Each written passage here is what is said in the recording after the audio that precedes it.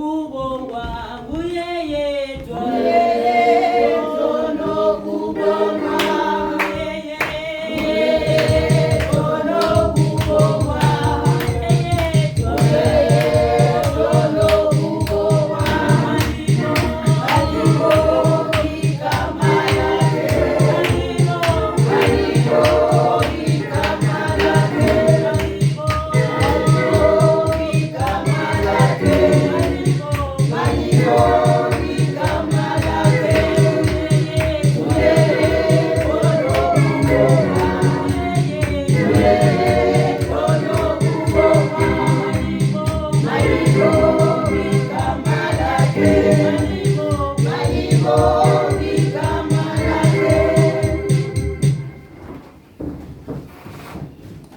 Jesu Kristu inkosi. Jesu Kristu inkosi.